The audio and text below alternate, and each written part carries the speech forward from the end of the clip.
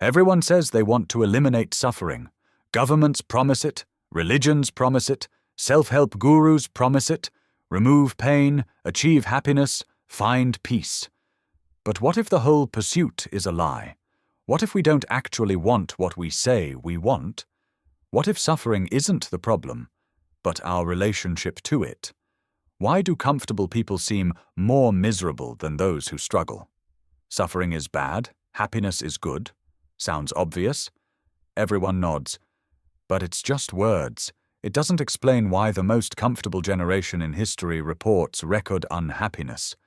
Nietzsche found something about suffering that makes people furious when they hear it, because it exposes what we're actually doing.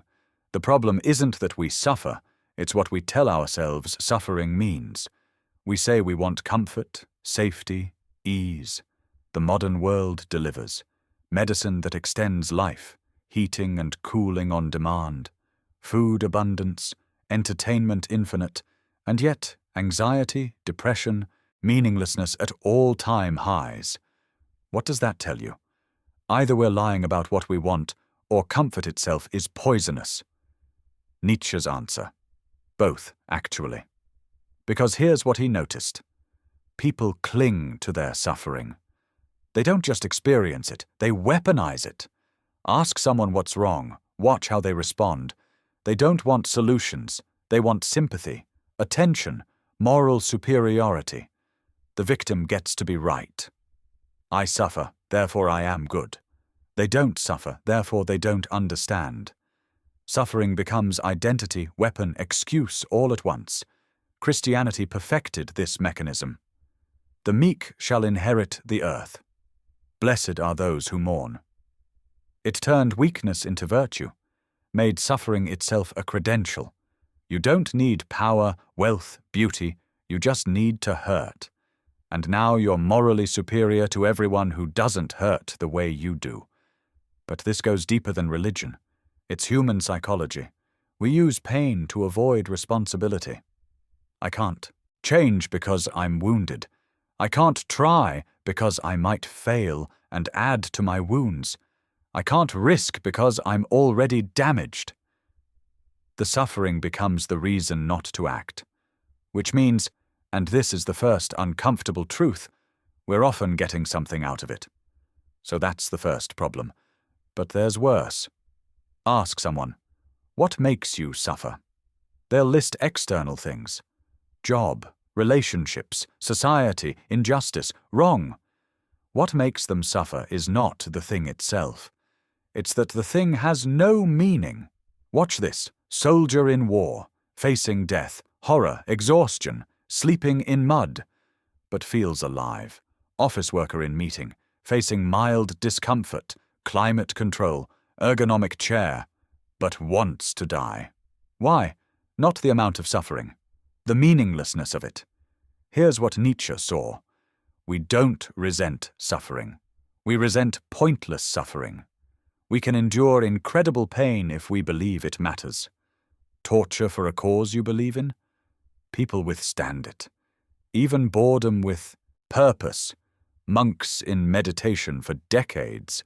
Bearable. But trivial pain that means nothing? We collapse. A paper cut ruins your day. Not because it hurts more than the soldier's wounds, because it represents nothing. It's just stupid randomness. Which means the problem isn't the pain, it's the story we tell about it. And Nietzsche pushed this further. What if there's no inherent meaning, no cosmic purpose, no divine plan, no karmic justice? Suffering doesn't happen for a reason. It just happens. Random, meaningless, uncaring universe. Most people hear this and despair. Then life is meaningless. Wrong response. Correct response. Then I get to assign the meaning. This is terrifying, because if you can assign meaning, you're responsible. Can't blame God, can't blame fate, can't blame society, parents, circumstances, bad luck. You mean I've been choosing this whole time? Yes, you've been choosing your interpretation, your narrative, your relationship to what happens, the victim story. You chose that. The I can't help it story? You chose that. The life is unfair to me specifically story? You chose that.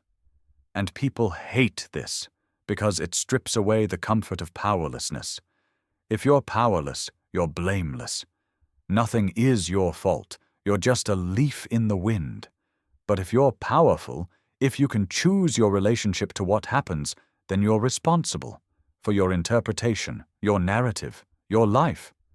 Nietzsche called this the will to truth colliding with the will to comfort.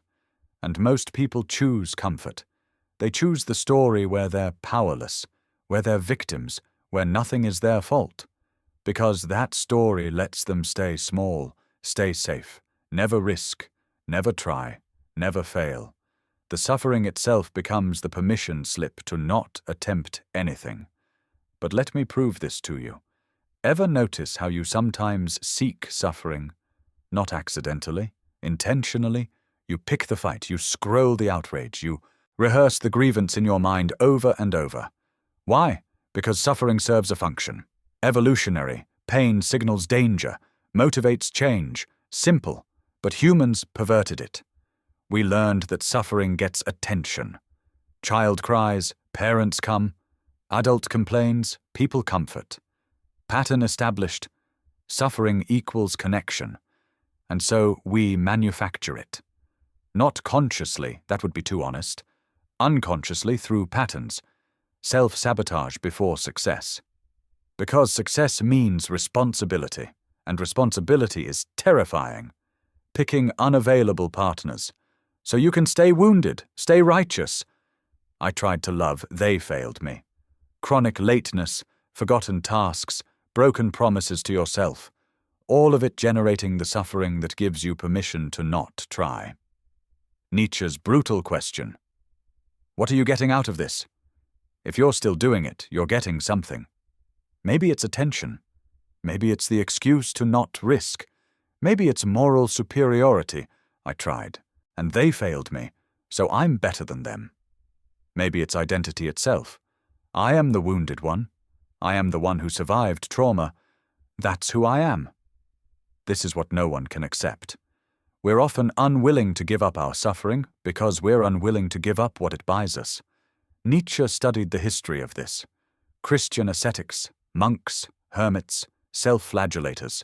They chose suffering, fasting, celibacy, isolation, physical pain. Why? Official story, to purify the soul, get closer to God. Nietzsche's answer, to feel powerful. Watch this. If you're weak in the world, poor, ugly, rejected, how do you cope? Option 1. Admit weakness, feel shame. Option 2. Redefine strength. Call worldly power corruption. Call wealth sinful. Call pleasure temptation. Call your poverty virtue. Now you're not weak. You're morally superior. The powerful are actually the damned. They indulge. They're corrupt. They're going to hell. But you suffer. You're pure. You're righteous.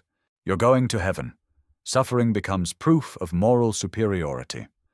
And suddenly the monk, powerless in every worldly sense, becomes the most powerful person in the room.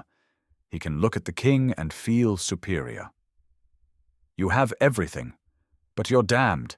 I have nothing, but I'm saved. That's the function suffering served. That's why people chose it.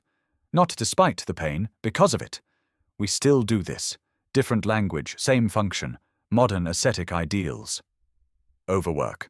I'm so busy means I'm so important. Burnout. I care so much I destroyed myself means I'm more moral than you who didn't destroy yourself. Activism exhaustion. I'm fighting while you stay comfortable means I'm righteous, you're complicit. Trauma language. You can't judge me, I'm wounded means I have moral authority you don't have. All of it. Suffering as currency, as credential, as weapon. I'm not saying the problems aren't real, I'm saying we're using them. And the proof? Offer someone a real solution to their complaint. Watch them reject it. Find reasons it won't work. I've tried that. That won't work for me. You don't understand my situation. Why? because solving it would mean giving up the function it serves, the attention, the excuse, the moral authority, the identity. Nietzsche wasn't being cruel when he pointed this out. He was being honest about what we do, about what I do, about what you do. We all do it. The question is whether we're willing to see it. So what's the answer? Not eliminate suffering. That's impossible, infantile. Not find meaning in suffering. That's still making it special, still using it as credential. Nietzsche's phrase, amor fati. Love of fate. Not accept it. Love it. Everything that happened. Everything that will happen. But that's insane. Love cancer? Love betrayal? Love loss? Here's what he meant. You can't change what happened. You can only choose your relationship to it. Resenting it gives it power over you forever. You become the person defined by the wound, the betrayed, the victim, the damaged. That becomes your identity, your story, your excuse. But loving it means something different. This happened. It shaped me. I use it as fuel. Not it happened for a reason. That's still looking for cosmic justification. I make it my reason. You convert suffering into strength, not into moral superiority. The scar doesn't make you better than others. It makes you capable of more than you were. Say it back. I don't want your pity. I want your respect for what I built from this. That's amor fati, not passive acceptance, active transformation. But when you tell someone this, they often get angry. You're blaming the victim. You're minimizing trauma. You don't understand my pain. Why the rage? Because you're threatening their power source. Their suffering gives them permission to not change. Moral authority. You haven't suffered like me. Attention and care they otherwise wouldn't get. Identity. I am the one who survived X. And you're saying, that's all optional. You could let it go. No, I couldn't. Yes, you could. You're choosing not to. This is unbearable. Because if they're choosing it, they've wasted years. If they're choosing it, they can't blame anyone. If they're choosing it, they could have been free this whole time. Nietzsche knew this would make people hate him. He did it anyway. Because some people, rare ones, would hear it and wake up. Stop using their suffering as a shield. Start using it as fuel. Those people would become something else entirely. Not better than others. Not morally superior, just free. Free from the need to prove their suffering. Free from the need to display their wounds. Free to build something without the excuse of damage holding them back. But here's the final twist. Even this can become another form of superiority. I'm not like those weak people who wallow in victimhood. I transformed my suffering. I practice amor fati. I'm beyond their petty games. Now you're using Nietzsche's ideas to feel superior, which means you've just created a new hierarchy with you on top. Different costume, same game. So what's the answer? Nietzsche would laugh. There is no final answer, only better questions. You can't escape the human tendency to rank, compare, judge. But you can notice when you're doing it. Catch yourself using wisdom as a weapon. Using philosophy as a new form of righteousness. And you can laugh at yourself, because the moment you think you've figured it out, the moment you think you're beyond the petty human games, that's when you're deepest in them. The truly powerful person doesn't need to prove they're powerful, doesn't need to display their transformation, doesn't need to announce their amor fati. They just live it, quietly, without fanfare, without the need for anyone to know. Which brings us back to the beginning. What Nietzsche discovered, suffering isn't the problem. Our relationship to it is.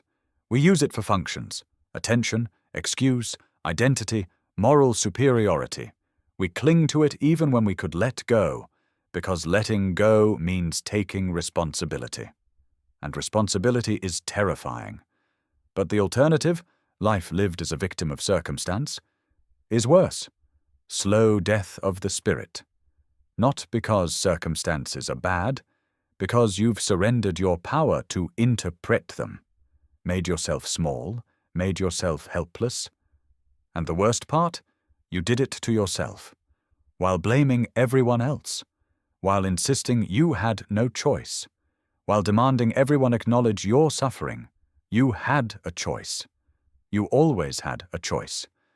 Final question. What would you do if you stopped being a victim, if your suffering stopped being your identity, if your wounds stopped being your credentials, if you had no excuse left? What would you build? What would you create? What would you attempt? That's the question Nietzsche leaves you with. Not answered. Not answerable in advance. Only discovered by doing. Only discovered by taking responsibility. Only discovered by choosing your relationship to what happens. By making your own meaning instead of demanding the universe provide it. I'll stop here. The rest is yours to figure out.